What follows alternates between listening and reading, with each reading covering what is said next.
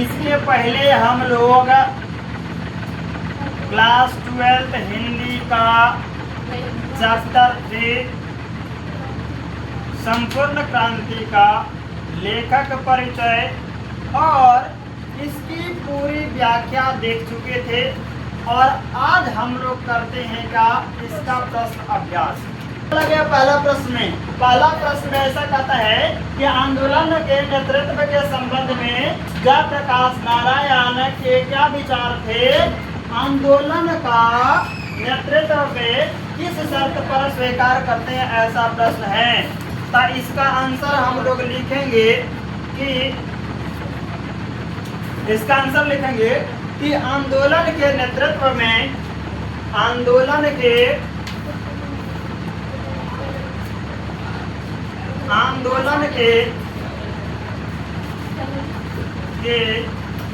नेतृत्व के संबंध में आंदोलन के नेतृत्व के संबंध में जयप्रकाश नारायण जी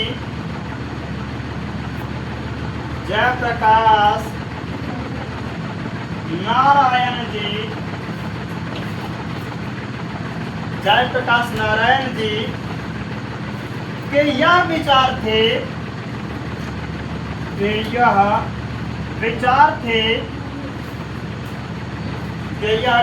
थे कि आंदोलन कैसा भी हो,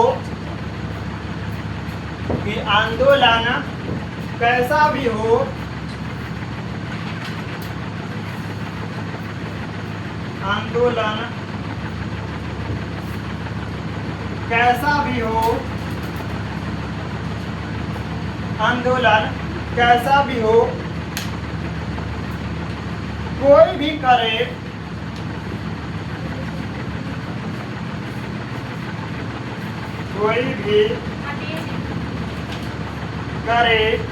आंदोलन कैसा भी हो, कोई भी करे,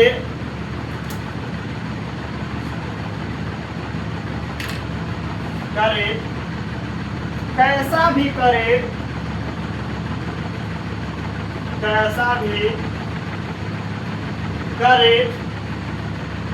शांतिपूर्ण करना चाहिए,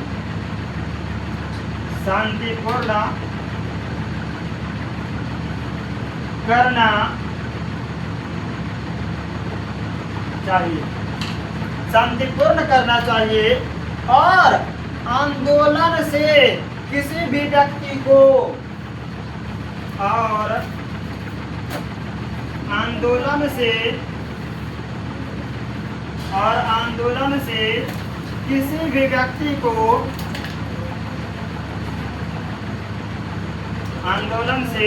किसी भी व्यक्ति को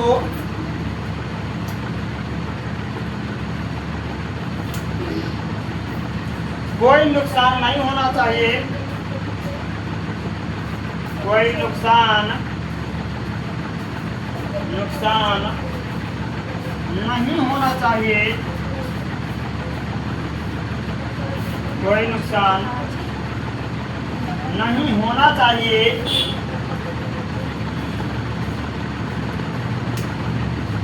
और कोई भी आंदोलन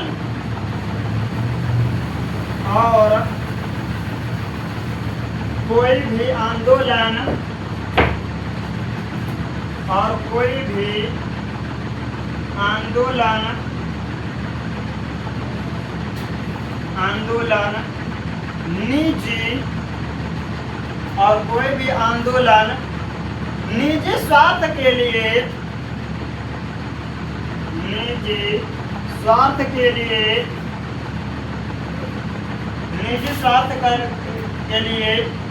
नहीं करना चाहिए।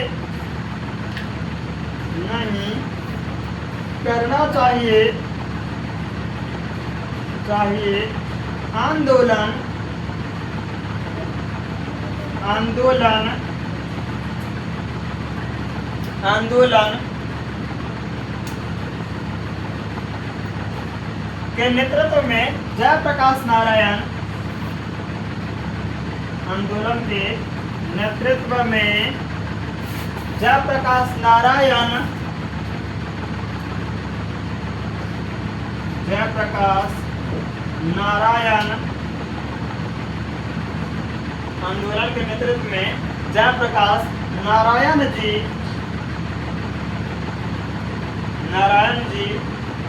ने यह शर्त रखा था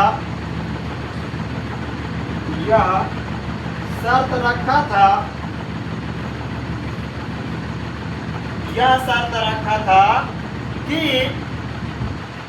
हम सुनेंगे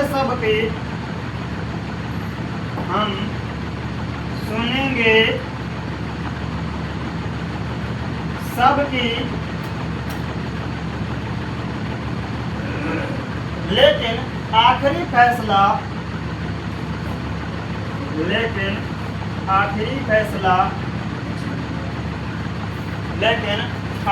फैसला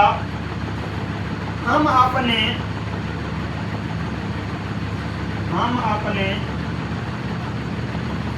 मन से करेंगे।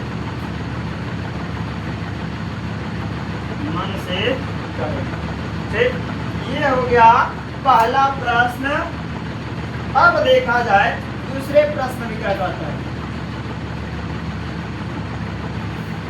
दूसरे प्रश्न अभ्यास में क्या कहता है, तो दूसरा प्रश्न ऐसा है कि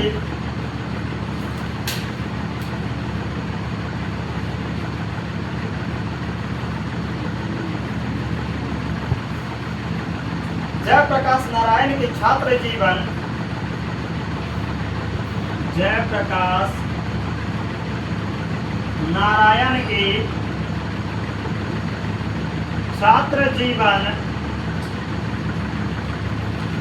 नारायण के छात्र जीवन और अमेरिका प्रवास का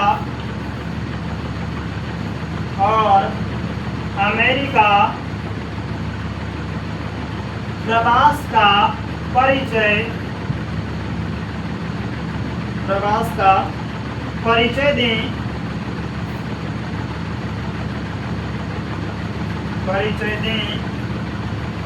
इस अवधि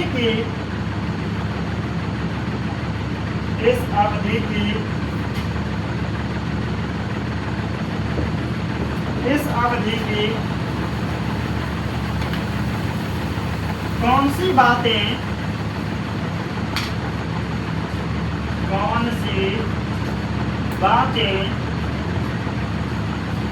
आपको प्रभावित करती है।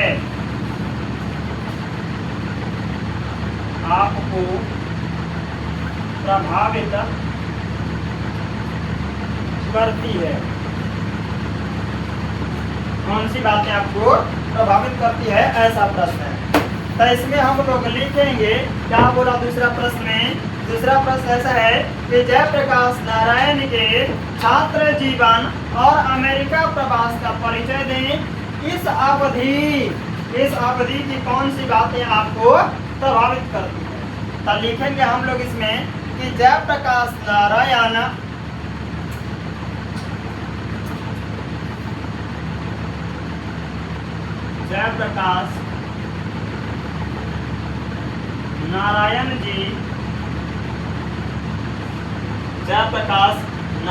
जी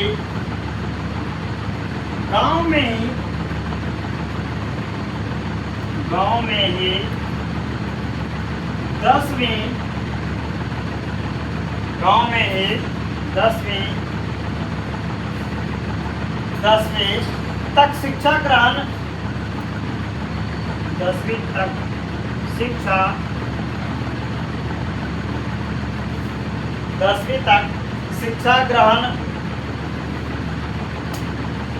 ग्रहण किए और पटना कॉलेज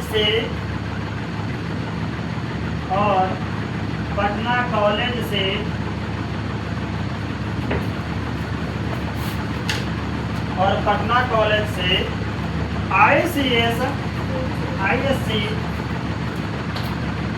ISC की परीक्षा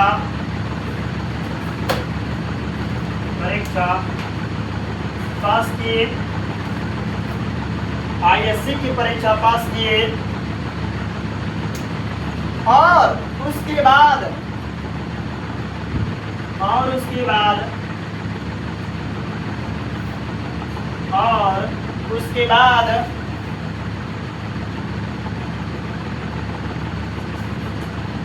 बीए करने के लिए,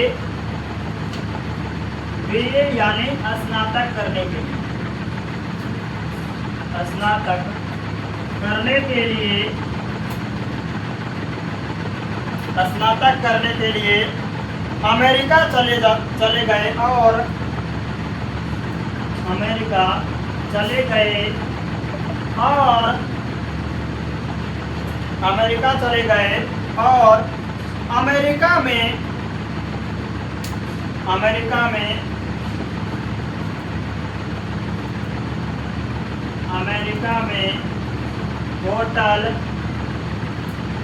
होटल कारखाना,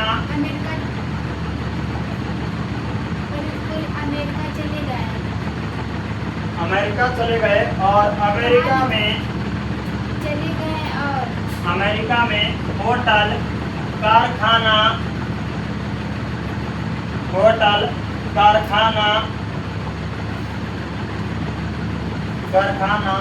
और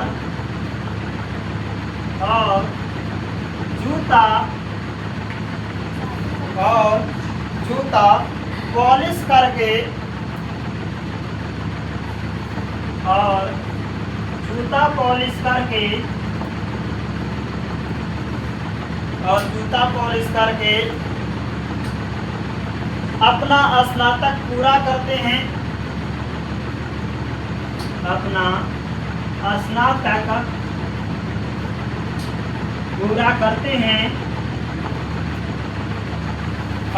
स्नातक पूरा करते हैं।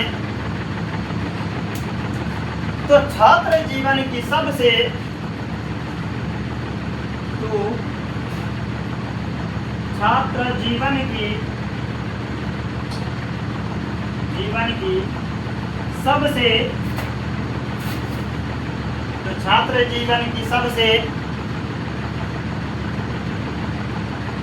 अच्छी बातें जो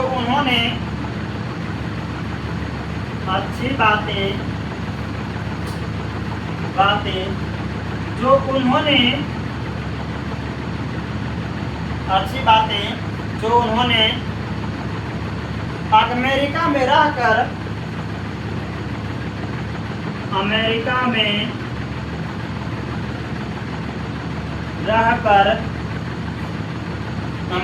रहकर संघर्ष करके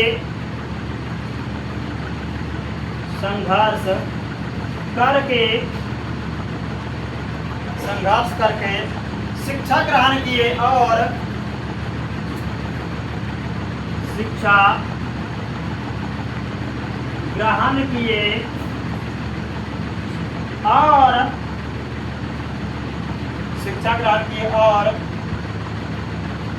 यही संघर्ष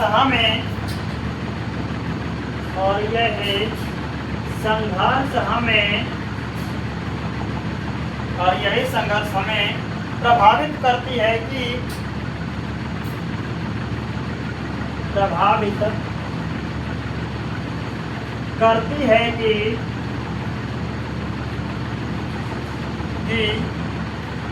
हमें आगे कैसे पढ़ना चाहिए, हमें आगे कैसे पढ़ना चाहिए।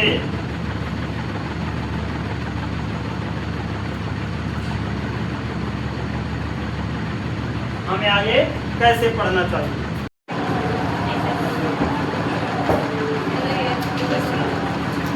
चल देखा जाए। अब इससे पहले संपूर्ण क्रांति 12th हिंदी अध्याय 3 का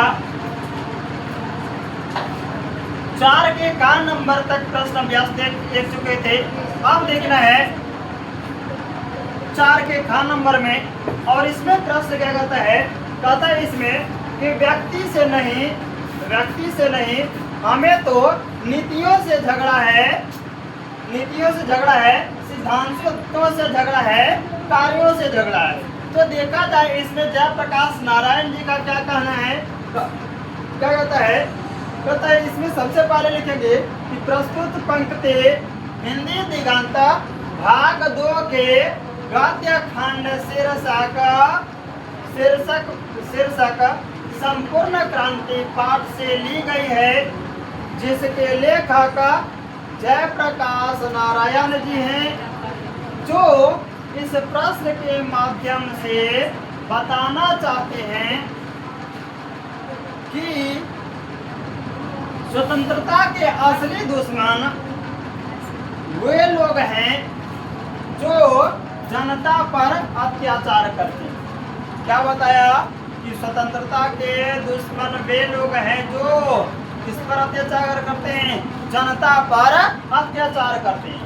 अब देखा जाए पांचवा प्रश्न में क्या कहता है। पांचवा प्रश्न कहता है कि बापू और नेहरू की किस विशेषता का उल्लेख जेपी ने अपने भाषण में किया है? तब देखा जाए पांचवा नंबर का आंसर में क्या कहता है कि बापू और नेहरू जी की उन विशेषताओं का उल्लेख जयप्रकाश नारायण ने किया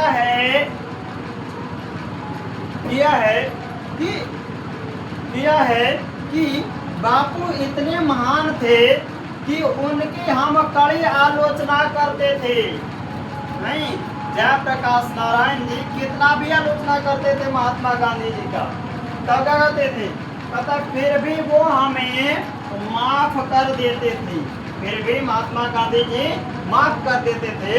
और जवाहरलाल नेहरू जी के जब भी भाषण देने जाते थे, जब भी जयप्रकाश नारायण भाषण देने जाते थे, तब उनके सामने ही उनकी कड़ी आलोचना कर देते थे, लेकिन फिर भी वो हमें माफ कर देते थे। यानी हमरा नहीं, जयप्रकाश नारायण की माफ कर देते थे। नहीं ऐसा। अब देखा जाए छठा नंबर प्रश्न क्या कहता है। छठा नंबर प्रश्न कहता है कि भ्रष्टाचार की जड़ क्या है? क्या आप जेपी से सहमत हैं? इसे दूर करने के लिए क्या सुझाव देंगे? नहीं, इसे दूर करने के लिए आप कौन से सुझाव देंगे? तब देखा जाए क्या कहता है आंसर में। कहता है कि भ्रष्टाचार की सबसे बड़ी जड़ चुनाव है। क्या है? भ्रष्टाचार की सबसे बड़ी जड़ है चुनाव। और चुनाव हम जेपी के बातों से सहमत है। इसे दूर करने के लिए चुनाव पूरे देश में एक ही बार करवाया जाना चाहिए। क्या होना चाहिए? एक ही बार चुनाव होना चाहिए। और चुनाव में गरीब अमीर सभी पार्टियां, आम आदमी, सभी लोग क्या है चुनाव में भाग ले सके, ऐसा चुनाव होना चाहिए इस देश में। नहीं, कौन ऐसा कहते हैं? ऐसा कहते हैं जयप्रकाश नारायण। सातवां प्रश्न कहता है दलविहीन लोकतंत्र और साम्यवाद में कैसा संबंध है? तब देखा जाए दलविहीन लोकतंत्र और साम्यवाद में क्या संबंध कहता है कि दलविहीन लोकतंत्र और साम्यवाद में बहुत सारी समानताएं हैं। दलविहीन लोकतंत्र में कोई भी दल नहीं होता है, सभी लोग स्वतंत्र होते हैं। दलविहीन लोकतंत्र में किसी भी प्रकार का दल नहीं होता है, लेकिन फिर भी लोग स्वतंत्र होते हैं। कहता है ठीक वैसे ही साम्यवाद भी है। कहता है जिसमें कोई भी जाति धर्म नहीं होता है और सभी एक समान होते हैं। ठीक, ऐसा बोला। अब कहता है आठवां प्रश्न में कि संघर्ष समितियां से जयप्रकाश नारायण की क्या अपेक्षाएं हैं? संघर्ष समितियां से जयप्रकाश नारायण की क्या अपेक्षाएं हैं? तो इसमें लिखेंगे कि संघर्ष समितियां से जयप्रकाश नारायण की यही अपेक्षाएं हैं कि ये संघर्ष समितियां भारत से भ्रष्टाचार को समाप्त करेगी गरीब लोगों को भी उनका अधिकार देगी और आम जनता भी चुनाव में भाग लेंगे। यहाँ से भ्रष्टाचार समाप्त होगी और देश को आगे बढ़ाएंगे। तो उसके बाद कहता है और यही संघर्ष समितियां से जयप्रकाश नारायण की अपेक्षाएं। ठीक, संघर्ष समितियां से जयप्रकाश नारायण यही कहते हैं। अब देखा जाए 9वां नंबर प्रश्न क्या कहता है कि जयप्रकाश नारायण के इस भाषण से आप अपना सबसे प्रिय अंश चुने और बताएं कि वह सबसे अधिक प्रभावी क्यों लगा। तो देखा जाए उत्तर में इसका क्या कहता है कि जयप्रकाश नारायण जी जब भाषण दे रहे थे तो वे भाषण में कह रहे थे कि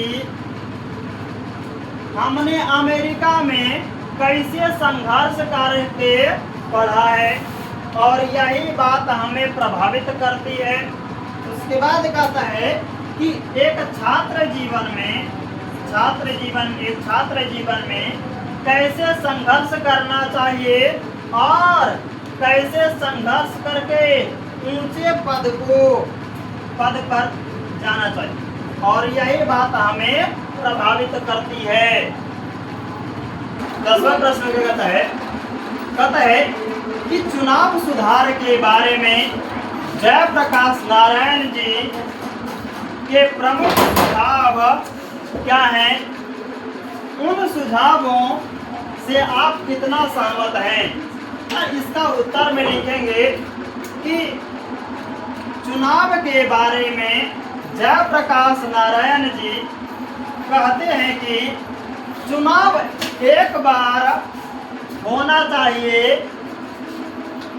चुनाव में आम आदमी भी भाग लेंगे और चुनाव में जो हमारी संघर्ष समितियां रहेगी वो सब अपने में से किसी एक प्रतिनिधि को चुनेगी और उस पर निगरानी रखेगी, उसके कार्यों पर निगरानी रखेगी और अगर वो कोई गलत कार्य करेगा तो उससे इस्तीफा भी दिलवाएगी। इस बात से हम पूरी तरह सहमत हैं। अब देखा जाए 11वां और आखिरी प्रश्न क्या कहता है कि दिनकर जी का निधन कहाँ और किन परिस्थितियों में हुआ था। तो इसका आंसर लिखेंगे हम लोग कि दिनकर जी का निधन दिल्ली के वेलिंगटन नर्सिंग होम अस्पताल में हुआ था और देश जब संघर्ष कर रहा था उस समय हुआ था।